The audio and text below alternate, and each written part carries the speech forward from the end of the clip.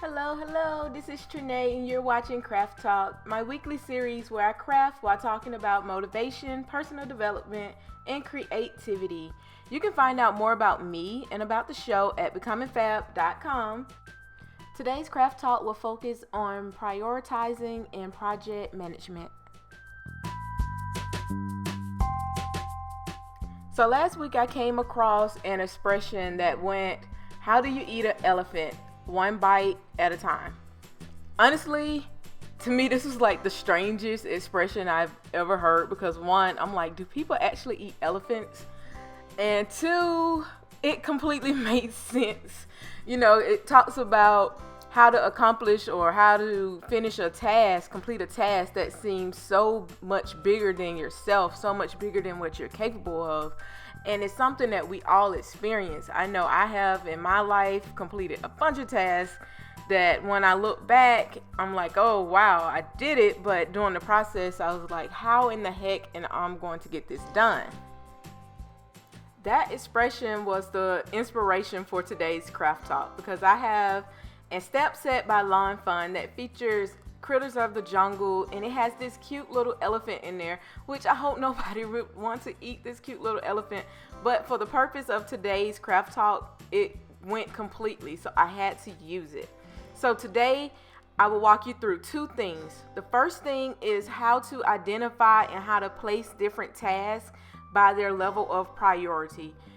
And this is an approach that if you ask any time management guru, if you ask any life coach, any counselor, especially guidance counselors or college counselors, they will tell you that this approach works. And today I'm going to teach it to you for absolutely free. And I have included a worksheet for you to download that has all the tools that you need to better manage your task and to help you prioritize the things that you do in your life.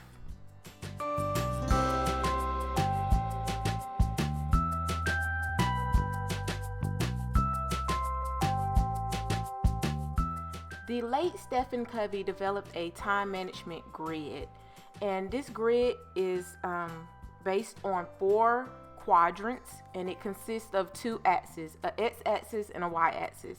The x-axis identifies how urgent something is or if something is not urgent at all.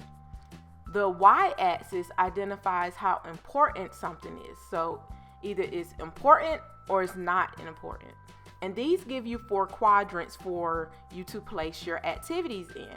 The first quadrant is urgent and important. These are things that come up like an emergency or a crisis that you have to deal with. Also, these include appointments and meetings, and you have to deal with these immediately. But this is not where you want to spend the majority of your time. If you're functioning fully off of something being urgent, you're going to burn out real quick because you're going to be really stressed out. So the second level or the second quadrant is the things that are not urgent, but they are important. These are the tasks and the activities that are most relevant to your work. These are your tasks that when you create things or your project development. These are the tasks that you do to be proactive and to prevent emergencies and to prevent crises. And this is also the area where your professional and your personal development happens. So this area is extremely important, yet most people don't spend the majority of their time here. They spend the majority or in level 3, which is the tasks that are urgent but are not important. These are like your daily emails that you have to respond to, or the maintenance work that you have to do to keep things running efficiently. These are like relevant distractions like phone calls, or if you're an entrepreneur, like a product-based entrepreneur, you probably have to take different orders. So these are things that are urgent, but they can be delegated to someone else. If you are a creator, you don't want to spend the majority of your time trying to sell the product. You want to spend the majority of your... In quadrant 4 are the things that are not urgent and are not important. And these are the things that you probably shouldn't be spending a lot of time, if any time, doing at all. This is where procrastination falls in at. This is where perfectionism falls in. This is busy work. Oh my gosh, I hated busy work in school.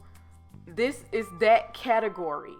These are tasks that are your leading time wasters. These are things that you shouldn't spend the majority of your time doing these tasks. And I hate using the word shouldn't because I don't like telling people what to do. I don't like shoulding.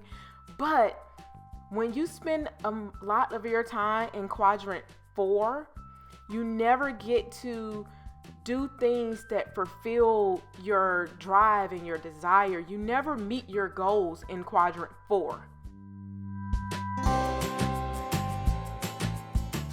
So now that you know how to identify the priority level of a project, let's talk about how to tackle these elephant-sized projects.